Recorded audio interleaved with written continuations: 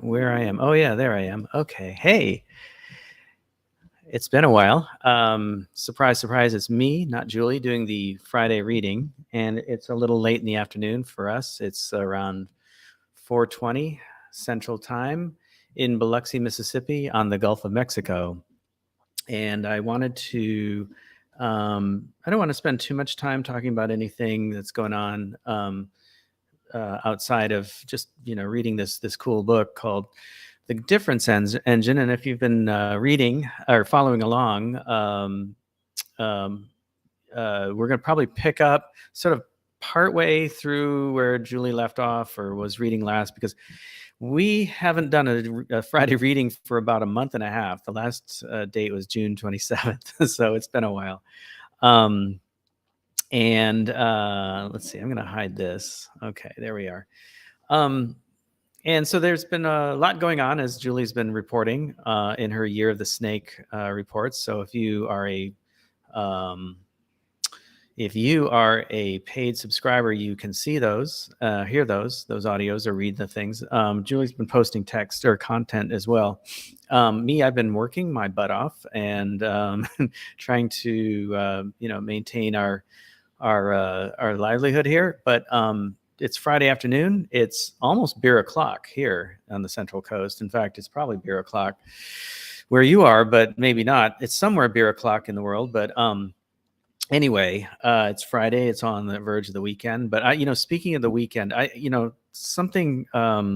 had a conversation this morning with a woman who works at the swimming pool that I go to. It's a city-run pool, and it's a lap pool. The city swim team swims there and practices. The high school swim team practices there. They have meets there on the regular basis. It is an Olympic size pool, which means it's 50 meters long and 25 meters wide. So you got the 25 meter American standard that's swum most of the year. And then the 50 meter, which is international length, is done during the summertime. They call it long course. They just finished that up, so we're back to American 25 yards. So anyway, enough of that. The woman I was speaking to works at the pool, and she checks people in. I have a little card for 15 swims. Every time I buy a card, I get 15 swims. And she punches that, and I go on my merry way. She's also a lifeguard. She told me that she doesn't have a weekend. She works 7 days a week. And for some of you, that might be a very shocking thing. I was kind of taken aback by that, but I was also aware of the working conditions of the United States, that a lot of people have more than one job, and she in fact does. She works at the pool, and then she works at a commercial pickleball court, and then she also works at another city job at the city-run indoor pickleball court. We have a pickleball court outdoors just up the street here from where we live.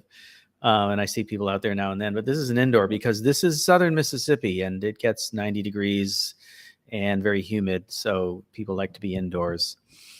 The people down here in the South really love their air conditioning, and they keep it really cold. So it's weird. But anyway, but I wanted to kind of like check in with everybody and let them know that, so a lot of you, like us, I mean, even though I come from the working class and on the verge of middle class, we were able to graduate into the lower middle class. I grew up in a working class city and town, and all my, classmates, were of the same, place. And in the 70s, when I was growing up, it was much different. You could have a job. Like, my dad was not an engineer, but he worked with engineers. He was a tech lab, or a lab tech. I mean, not lab tech.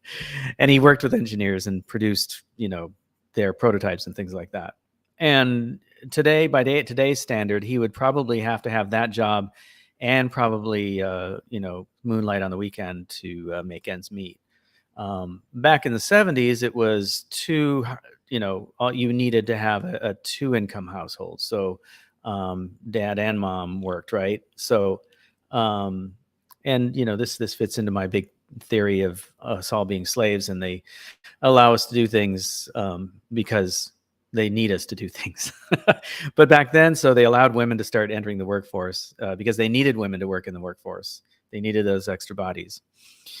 For some reason now, they're scaling everything back. A lot of the professionals that I know and used to work with have lost their jobs, and they've been out of work for months. Some people have already gone through their savings and tapped into their retirement. And I think what's going on is that the oligarchs and the apparatus that controls everything needs us to start emptying out our retirement funds so that the money can get into their investments, their investment portfolios. They don't want money necessarily circulating for the sake of circulating.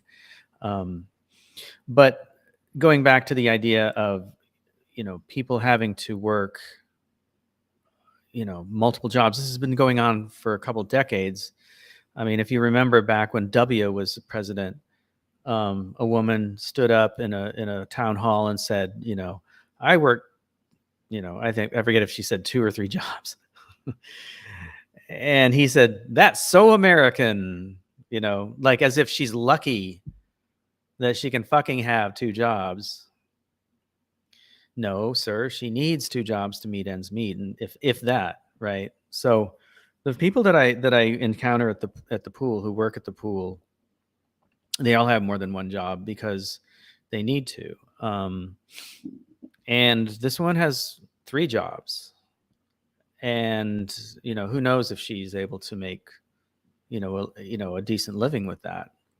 What if her car breaks down? What if this, that, or the other thing? So it's very disheartening, and I want to remind everybody, if you are not in that situation, please thank the universe and whatever higher power you believe in to that you're fortunate enough to live that way. Most Americans do not, and a lot of Americans who were once gainfully employed as professionals are finding themselves no longer employed, and I'm not sure where this is going to go, really, honestly. You've followed our harrowing experience this year, the year of the snake and the shedding. And I was unemployed for 2 months, and we're still recovering from that period of time because the economies is in such a way. And this is something else that I wanted to add on to this discussion, or this little intro, is that the oligarchs are no longer hiding the fact that things are the way they are. Well, actually, no, they are hiding the way things are. Let me take that back. They are hiding, but they're not hiding their own wealth. W didn't come out and say how wealthy he was. He played down the fact that he was from oil money and from old money or oldish money. He played that down. He was a good old Texas, dumb shit, right? That was the role that he played, right? That was the narrative around him. With Trump, with the oligarch in chief, Donald J. Trump, they're not hiding their wealth from us. They're not, their extravagance and everything that's associated with that. They're not hiding it. But what he is hiding, or trying to hide, is the fact that the economy is in shit and that the job market is shit. He just fired somebody at the Department of Labor Statistics because the report wasn't favorable to telling everybody that the job market was great, because it's not. And the labor statistics, the Department of Labor Statistics has always been sort of thought of as kind of a neutral or fair, unbiased opinion, no matter who's in charge and no matter who's running it.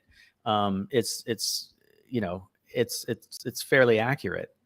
But now he wants to replace that person with somebody who economists on both sides of the aisle, very conservative economists, as well as, you know, the more liberals, are like, what the fuck? This guy doesn't know his ass from a hole in the ground. He doesn't understand what he's analyzing. He says things are great when they're not. He's a fellow at the Heritage Foundation. He's like 37, so he's basically a child. And he's one of these people that thinks that because he was smart in a certain given area that he's better than you, and that he deserves to be in the place he is. And that's, you know, that's the trouble with a lot of the, you know, the Wall Street people too. At least it was. I don't know if it still is, but it certainly was, you know, back in 2008 and back in the 80s, you know, during the Reagan administration. So the other thing that Trump is doing that is just like abhorrent is that, you know, he's basically trying to hide the fact that people are poor.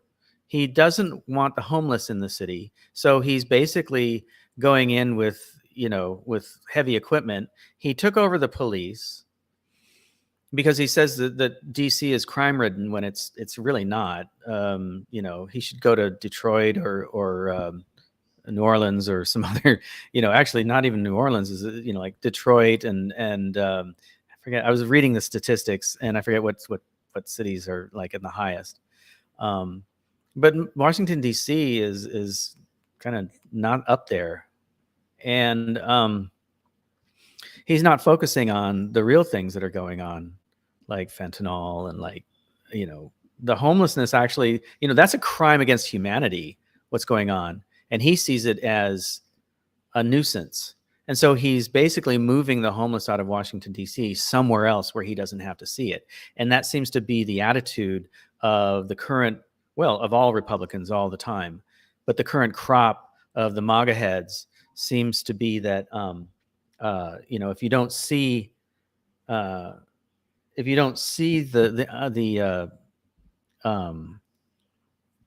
homelessness, then it doesn't exist. And it's going on here in Biloxi too. They're trying to find ways to push people out. Now, there's been some serious, like, shit going on with, like, where homeless people have been able to just kind of camp out and stuff. And you know, they're cracking down on the property owner that was letting people just kind of camp out and things. And we were told of, like, shallow graves even, you know. So it's that bad. But ultimately, Julie reminded me, you know, the most important issue right now is unemployment, because that leads to all these other things, right? It leads to homelessness. It leads to crime. It leads to, you know, all these things. And underemployment is what I started with, right? Underemployment is probably just as rampant, if not, you know, more so than unemployment. I think the two go hand in hand. And the attitude of the oligarch class, that is, you know, the people that we see running the show, is that we're there to serve them. And the same with it goes for the apparatus that's running the show. So, you know, we're all slaves. We're here to serve them. And it doesn't matter if we have to do it. You know, we don't have a weekend. It doesn't matter to them. So, because they're smart and they're rich, so they're better than us. And so they're allowed to do whatever the fuck they want. And anyway, so I just noticed that our book of hours, where is it? Our book of hours isn't there. Oh, well, there it is. And let's see, it is the Friday reading. There we go. Okay. All right. So that's pretty much, you know, what I had to say about that. You know, that you know, we're talking, well, okay, let me sharpen that point one more time. Been talking to a friend of ours who has a friend, he runs his own business, and he's starting to see the effects of the unemployment on his business. But he has a friend who lost her job a while ago, and she's starting to really feel the pressure, and she's worried, just like all of us, about being able to continue renting, let alone paying a mortgage. And yeah, it just I'm not really sure, what is going through the minds of the people who run things. I think that they think because they're okay, the country's okay. And this mindset of the wealthy,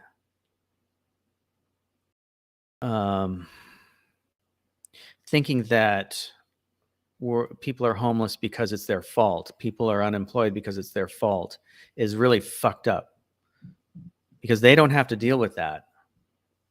And it's getting to the point where I'm feeling privileged.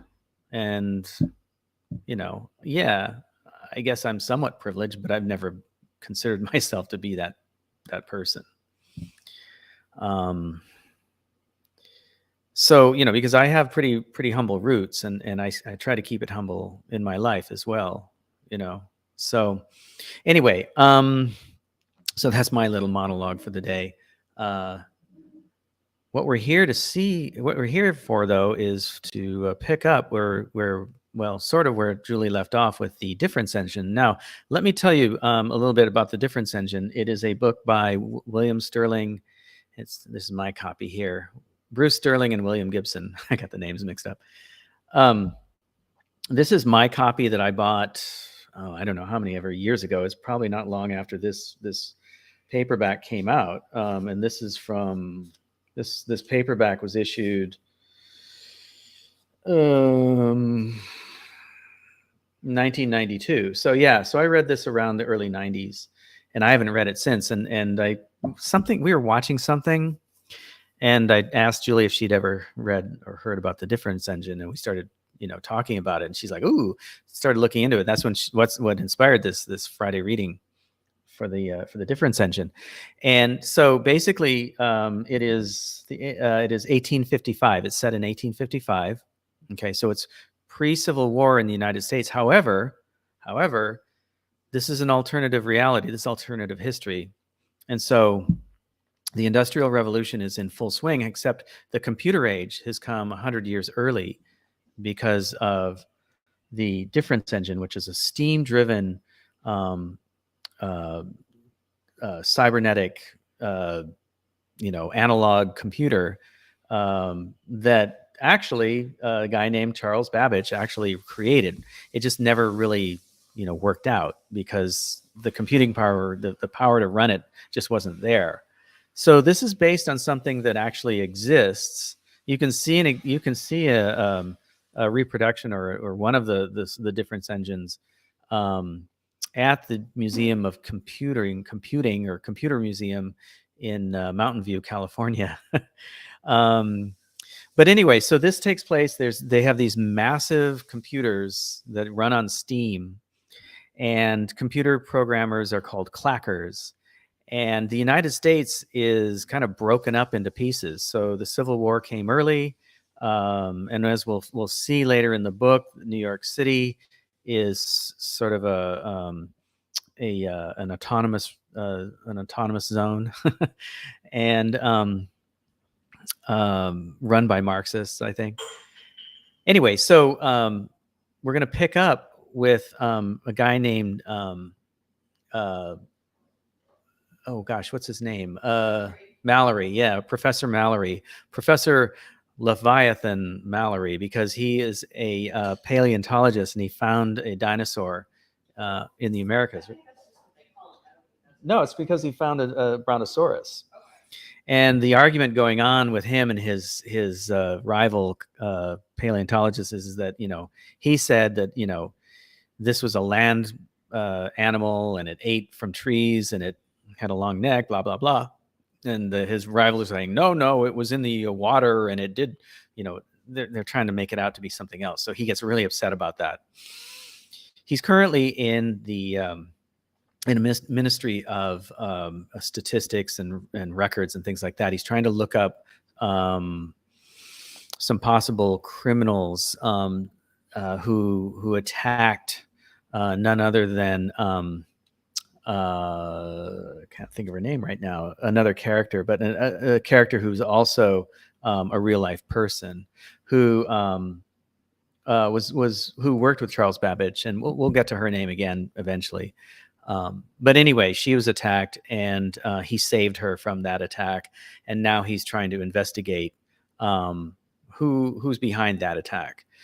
He's been talking to a young man named Tobias, who basically is a clerk in this ministry, and he basically puts in orders for these reports in the massive clacking machinery that creates these reports. And so we're picking up where they've been waiting for a report that Tobias put in. He put in all the information, and they've been waiting for the report and having a conversation in the meantime. Okay, so 2 short notes were sounded on a steam whistle, reverberating through the whitewashed ceiling. Two studious gentlemen who had joined by an equally studious third now closed their albums and left. The bell rang once more, summoning Tobias to the wall tray. The boy rose slowly. He's referred to as a boy here, so he's a young man, basically. The boy rose slowly, straightened a chair, wandered down the length of the table, examined the albums for non-existent dust, and shelved them. Dust is a real problem in this environment because dust gets into the works and gums things up. So they're very particular about what comes into the ministry and what you're wearing and how you behave, etc. He examined the albums for non-existent dust and shelved them. "I think that's our answer waiting," Mallory said. Tobias nodded shortly, his back to Mallory. "Very likely, sir, but I'm on overtime. See, those 2 blasts on the horn?" Mallory rose impatiently and strode to the tray. No, Tobias yelped. "Not without gloves. Pray let me do it." "Gloves indeed. Who's to know?" Criminal anthropometry. So, the metrics on people. Criminal anthropometry, that's who. This is their room, and nothing they hate worse than the smudges from bare fingers. Tobias turned with a sheaf of documents. "Well, sir, our suspect is one Florence Bartlett, née Russell, late of Liverpool." "Thank you, Tobias," Mallory said, creasing the sheaf of fanfold so as to slip it more easily into his Ada checkered waistcoat. "I do. Oh, by the way, Ada something. Yeah, his Ada checkered waistcoat. I do appreciate your help." One Arctic Wyoming morning, the frost thick on the brown and beaten prairie grass, Mallory had crouched beside the tepid boiler of the expedition's steam fortress, prodding it as its meager buffalo dung fire. Edward Mallory has the nickname Leviathan among his colleagues. Yeah, that's what I was talking about. Yeah, so anyway, one Arctic morning. So I think we're changing scenes here.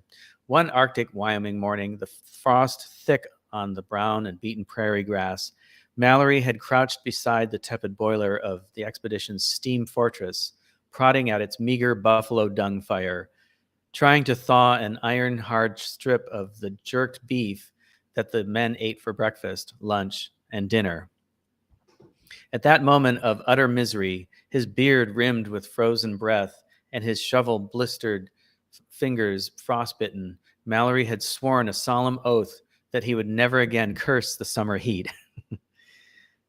But never had he experienced so vile a swelter in London. The night had passed without a breath of wind, and his bed had seemed a fetid stew. He'd slept atop the sheets, a drenched Turkish towel spread across his nakedness, and had risen every hour to dampen the towel again. Now the mattress was soaked, and the whole room seemed as hot and close as a greenhouse. It stank of stale tobacco as well, for Mallory had smoked half a dozen of his fine Havanas over the criminal record of Florence Russell Bartlett, which dealt primarily with the murder of her husband, a prominent Liverpool cotton merchant, in the spring of 1853. And then we're going to go to the next page. The modus operandi had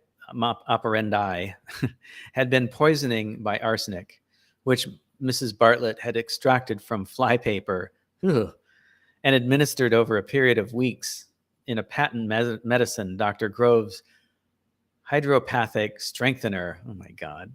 Dr. Grove's hydropathic strengthener. Mallory, from his Knights Down Haymarket, knew that Dr. Cove's was in fact a patent aphrodisiac. But the file made no mention of this fact. The fatal illness in 1852 of Bartlett's mother and of her husband's brother in 1851 were also recorded, their respective certificates of death citing perforated ulcer and cholera morbus. These purported illnesses featured symptoms very like those of arsenic poisoning. She seems to be a serial poisoner, and she likes arsenic, apparently. Never formally accused of these other deaths, Mrs. Bartlett had escaped custody, overpowering her jailer with a concealed derringer. That's a gun. The Central Statistics Bureau suspected her of having, that's where he was getting this information, the Central Statistics Bureau, suspected her of having fled to France. Mallory assumed, because someone had appended translations of French police reports of 1854 dealing with a crime of passion trial in the Paris Assizes, or Assizes. One Florence Murphy, abortionist, purportedly an American refugee, and was arrested and tried for the crime of vitriolage, the flinging of sulfuric acid with the intent to disfigure or maim. The victim, Marie Lemoine, wife of prominent Lyon silk merchant, was an apparent rival. But Mrs. Murphy had vanished from custody and from all subsequent French police records during the first week of her trial as a vitriolus, one who flings acid. Mallory sponged his face, neck, and armpits in tap water, thinking bleakly of vitriol. He was perspiring freely again, and he laced his shoes. Leaving his room, he discovered that the city's queer summer had overwhelmed the palace. Sullen humidity simmered over the marble floors like an invisible swamp. The very palms at the foot of the stairs seemed Jurassic. And it sounds like it's Mississippi, southern Mississippi. It's kind of like that outside right now. But we have air conditioning in here. We have central air, so I'm cool as a cucumber. But we keep it kind of high. But it's like, yeah, it's pretty hot and humid outside right now. He trudged to the palace's dining room, where 4 cold, hard-boiled eggs, iced coffee, a kippered herring, some broiled tomato, not boiled, but broiled, a bit of ham, and a chilled melon somewhat restored him. The food here was rather good, though the kipper had smelled a bit off. Small wonder in the heat like this. Mallory signed the chit and left to fetch his mail. He had been unjust to the kipper. Outside the dining room, the palace itself stank, bad fish, or something much like it.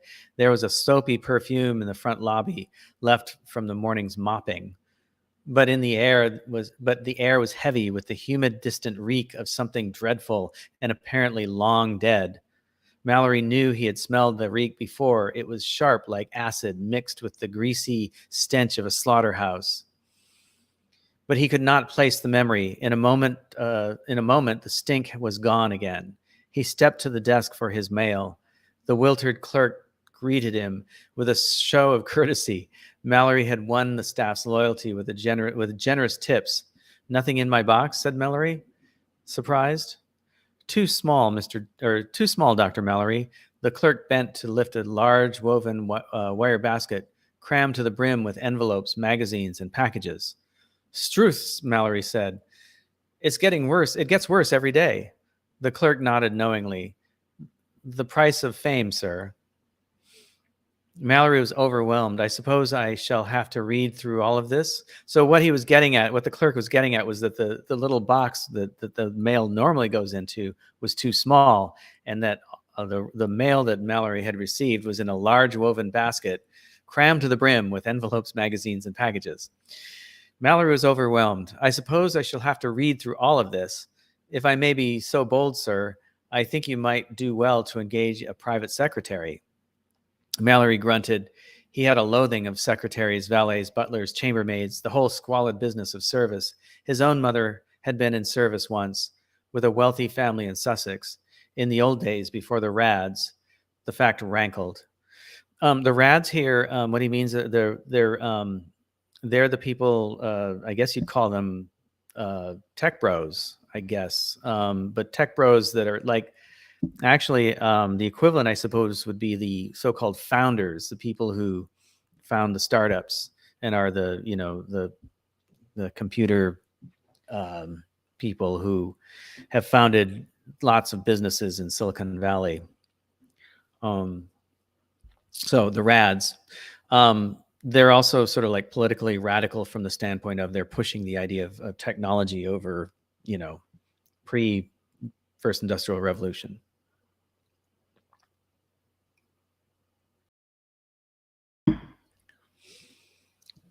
He carried the heavy basket into a quiet corner of the library and began to sort through it. Magazines first, the gold-spined Transactions of the Royal Society, Herpetology of All Nations. These are great titles. Journal of... Okay, what is... Okay. Journal of Dynamical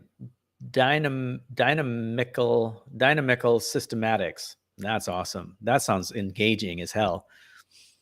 The Annals, or just Annals of Scientifiques de l'École de Ordinateur, with what seemed to be an interesting article on the mechanical miseries of the Grand Napoleon, which they talked about earlier in the last time when Julie read. The Grand Napoleon was a machine that they call a kinotrope, which ran graphics by way of punched cards. So it's another sort of steam-driven computer. And the Grand Napoleon was a big one that did a lot of stuff. And somebody damaged it, or there's thinking that somebody damaged it because it hasn't been the same since. This business of the scholarly subscriptions had been a faggot above a load. So what that means, a faggot is like something you light fires with, so like a match, a match above whatever. So, anyway, this scholarly subscriptions had been a faggot above a load, though he supposed it kept the editors happy editors being half the key to placing one's own articles. Okay, so similar to today's medical journals, right? Then the letters, swiftly. Mallory divided them into piles, begging letters first. He had made the mistake of answering a few that had seemed especially tearful and sincere, and now the scheming rascals had swarmed upon him like lice. Sounds like emails from Nigeria. A second pile of business letters, invitations to speak, requests for interviews, bills from shopmen, catastrophist bone men, and rockhounds offering co-authorship of learned papers. Then the letters in feminine hand, the broody hens of natural history, flower snippers, Huxley called them. Huxley is his colleague in the museum. They wrote in their scores and dozens, most merely to request his autograph, and if he so pleased, a signed carte de visite. Others would send him coy sketches of common lizards, requesting his expertise in reptile taxonomy. Others would express a delicate admiration, perhaps accompanied with verses, and invite him to tea if he ever was in Sheffield or Nottingham or Brighton. And some few, often marked by spiky handwriting, triple underlining, and ribboned locks of hair, would express a warm womanly admiration, and this in terms so bold as to be quite disconcerting. There had been a remarkable flurry of these after his fancy portrait had appeared in the Englishwoman's Domestic Weekly. Mallory so he's considered a hunk in the Englishwoman's Domestic Weekly. Mallory stopped suddenly. He almost flung aside a letter from his sister, Ruth. Dear little Ruthie. But of course, the baby of the family was a good 17 years old now. He opened the letter at once.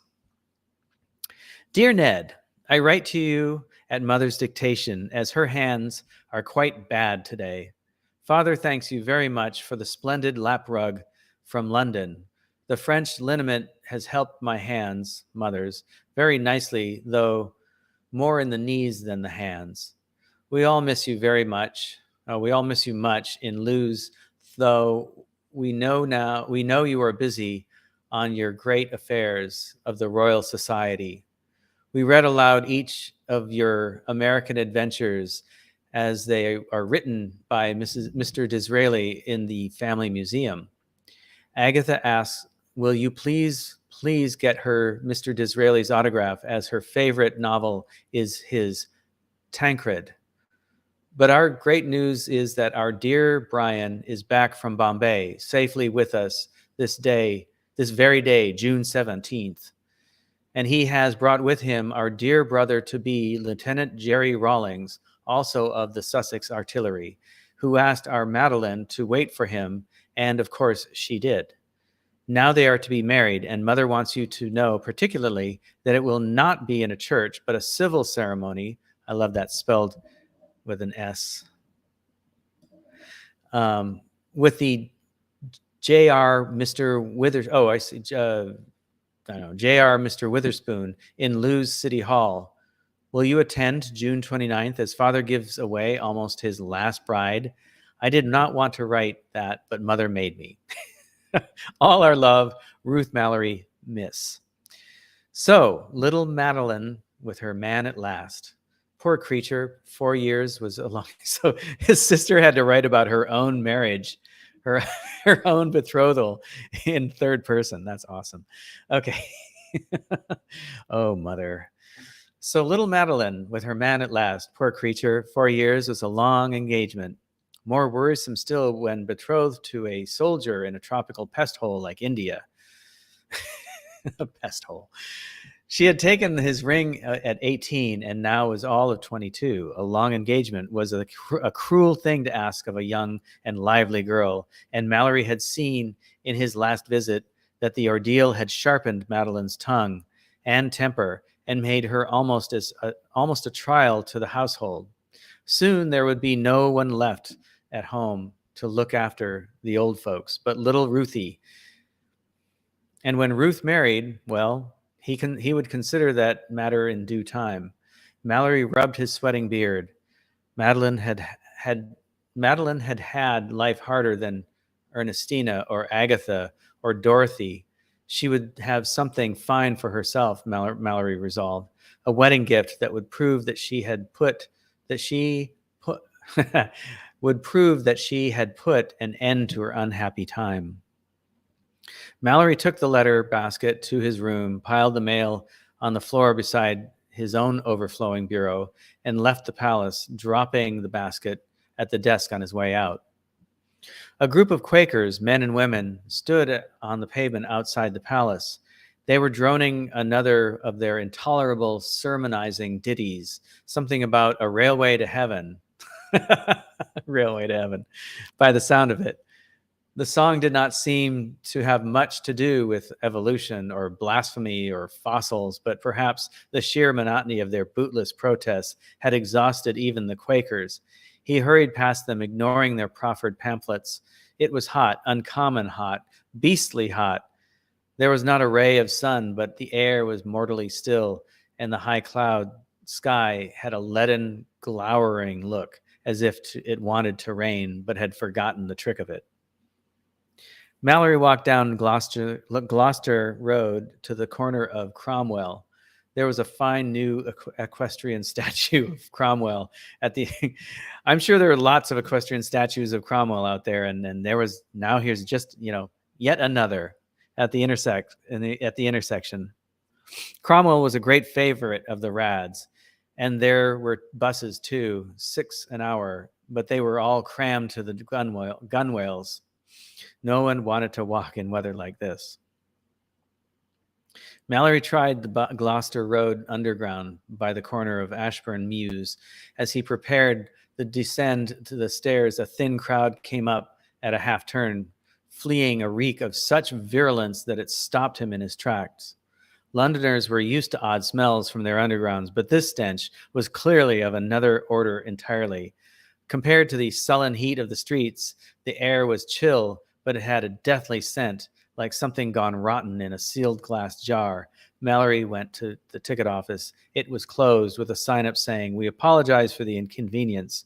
No mention of the actual nature of the problem. Mallory turned. There were horse-drawn cabs at Bailey's Hotel across Courtfield Road. He prepared to cross the street, but then noticed a cab waiting quite near him at the curb, apparently idle. Signaling the driver, he went to the door. There was a passenger still inside. Mallory waited politely for the man to debark. Instead, the stranger, seeming to resent Mallory's gaze, pressed a kerchief to his face and half sunk below the level of the window. He began coughing. Perhaps the man was ill or had just come up from the underground and not yet caught his breath. Annoyed, Mallory crossed the street and engaged a cab at Bailey's. "Piccadilly," he ordered. The driver clicked to his sweating nag, and they rolled up East Cromwell Road. Once underway, with a faint breeze at the window, the heat became less oppressive, and Mallory's spirits rose.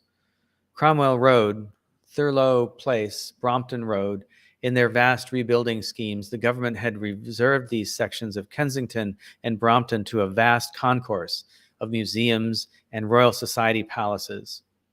One by one, they passed his windows in their sober majesty of cupolas and colonnades, physics, economics, chemistry.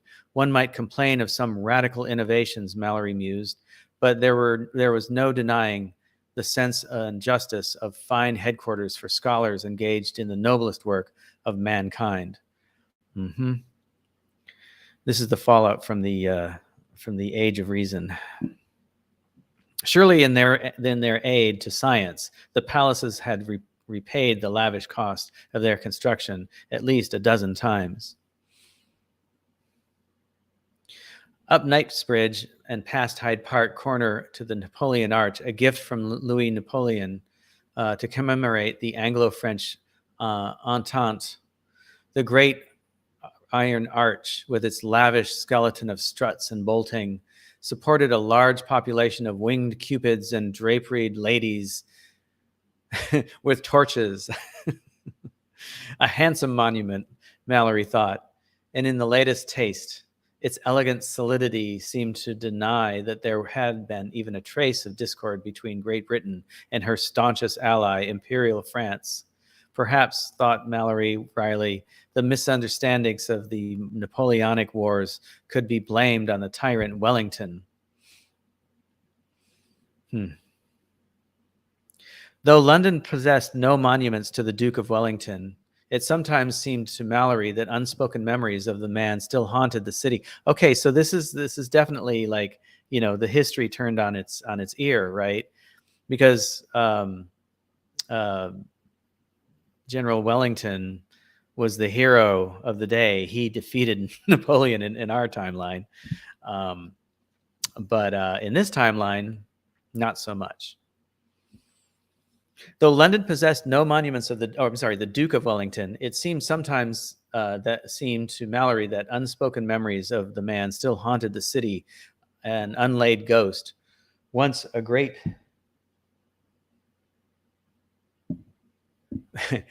I'm getting the signal that I should probably wrap, and I should do that probably at the end of this page here.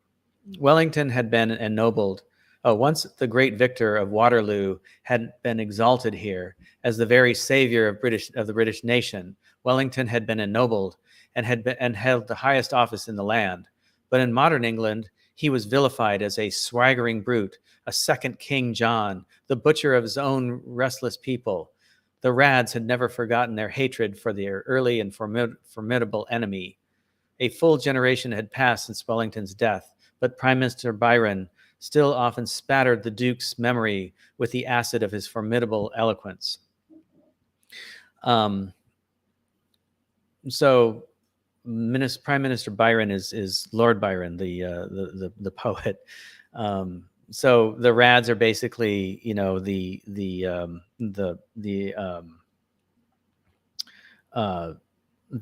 academics and intellectuals, among, as well as, you know, the scientists and computer people. So Mallory, though a loyal radical party man, was unconvinced by mere rhetoric abuse. He privately entertained his own opinion of the long dead tyrant. On his first trip to London at the age of 6, Mallory had once seen the Duke of Wellington passing in his gilded carriage in the street with a clopping, jingling escort of armed cavalry, and the boy Mallory had been vastly impressed, not simply by the famous hook-nosed face, high-collared and whiskered, groomed and stem and silent, but by his own father's awestruck mix of fear and pleasure at the Duke's passage. Some faint tang of that childhood visit to London in 1831, the first year of the time of troubles, the last of England's old regime, still clung to Mallory whenever he saw the capital. Some months later, in Lewes, his father had cheered wildly when news came of Wellington's death, death in a bomb atrocity. But Mallory had secretly wept, stirred to bitter sorrow for a reason he could not now recall. His seasoned judgment saw the Duke of Wellington as the outmoded, ignorant victim of an upheaval beyond his comprehension, more Charles the First than King John. Wellington had foolishly championed the interests of declining and decadent Tory blue bloods, a class destined to be swept from power by the rising middle class and the savant meritocrats. But Wellington himself had been no blue blood. He had once been plain Arthur Wellesley, of rather modest Irish origin. Okay, we're going to get to the end of this page, and we'll wrap it up there.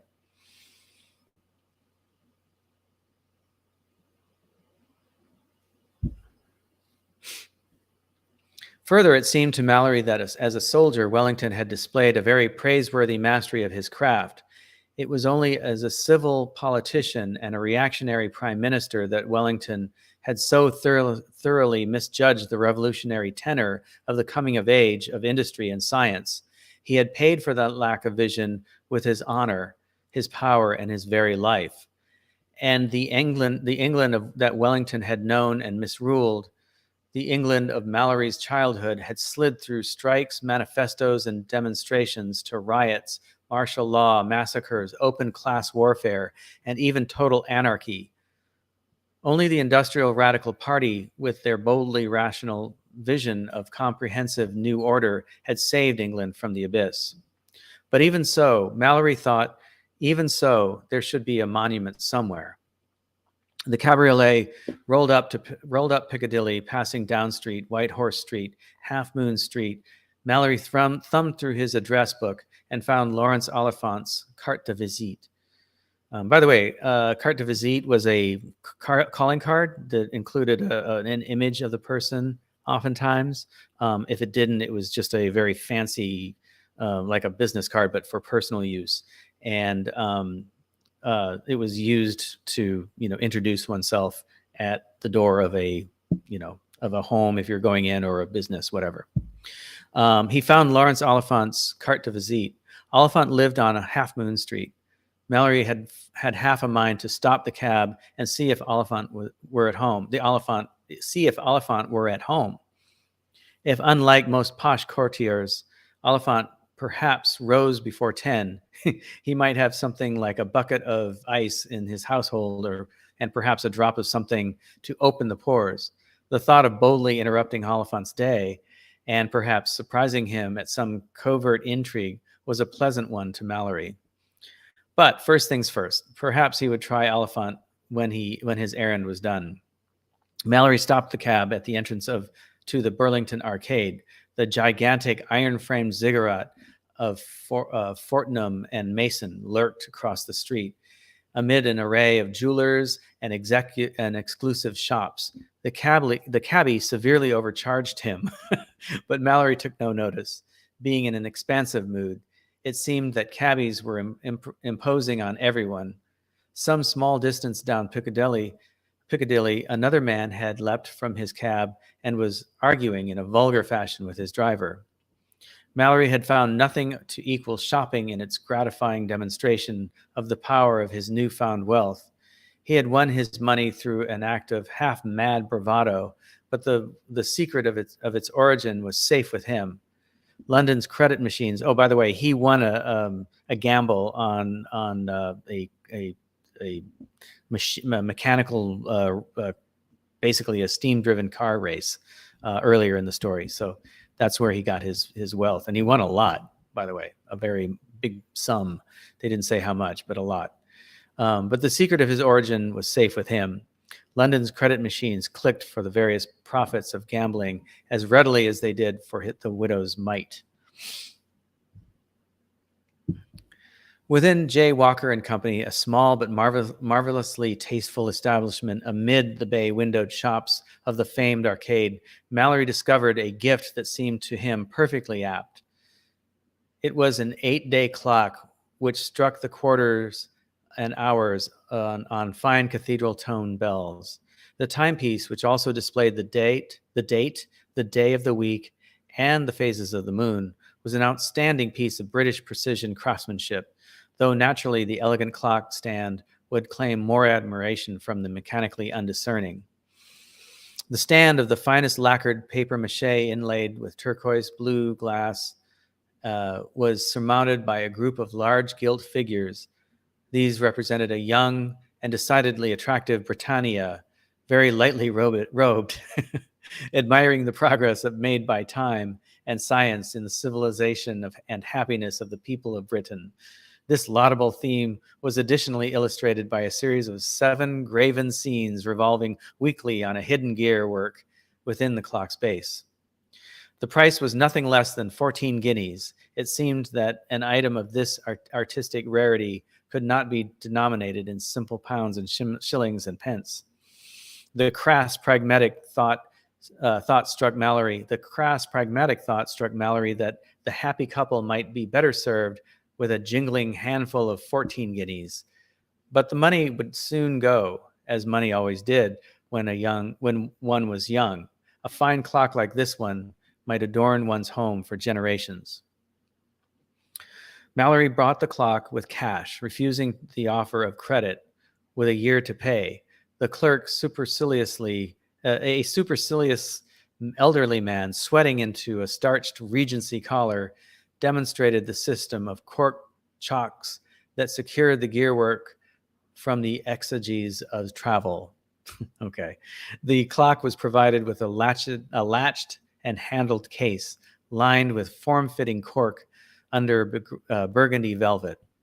Mallory knew he would never wedge his prize into a crowded steam bus. He would have to hire another cabriolet and lash the clock case to its roof, a bothersome proposition. London being haunted by the young thieves, known as dragsmen, monkey-like rascals who leapt with sawtooth dirks onto the roofs of passing carriages to cut the leather straps securing luggage. By the time the cab pulled to a stop, the thieves would have scampered scot-free into the depths of some evil rookery, passing their swag from hand to hand until private contents of the victim's valets ended up in a dozen rag and bone shops. Mallory lugged his purchase through the far gate of the Burlington Arcade, where the constable on guard gave him a cheery salute. Outside in Burlington Gardens, a young man in a dented hat and shabby, greasy coat, who had been sitting apparently much at his ease on the rim of a cement planter, rose suddenly to his feet. The shabby young man limped toward Mallory, his shoulders slumped in theatrical despair. He touched the brim of his hat, essayed a pathetic smile, and began to speak to Mallory, all in one breath.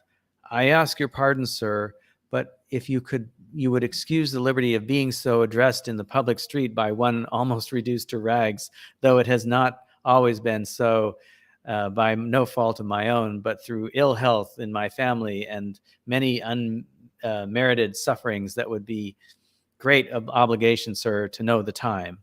I know this bit. Okay, so this is going to end our program. He's being approached by somebody asking the time, but you know what's going to follow, and that is, can you give me some money? All right, so that is the difference engine. And so Mallory has some money. He bought a wedding present for his sister and a very elaborate clock. I don't know how the test of time will stand on a paper mache stand, but we will see. Okay, so it has now been about a little over an hour. Let's see. Oh, not quite an hour. It's 56 minutes. So I hope you've all enjoyed this episode of the Difference Engine by William Gibson and Bruce Sterling, an alternative history. And this passage was kind of like one of those things where it just kind of moves the story along. Nothing really exciting. I'm sure it will get a little more exciting in the next episode. I don't know if it'll be me or Julie, but it will be sometime in the future. And I hope that we can continue this story. It's a very good one. If you haven't read it, go pick up a copy. They're pretty cheap out there on the interwebs, used book market. So that's it for now. I hope you all have a great weekend. If you in fact have a weekend, hence the beginning talk today. Hopefully you do have a weekend. And if you do, enjoy it. If you don't, I'm sorry, but try to enjoy your time as best you can. All right. I'll talk to you again soon. Thanks. Bye-bye.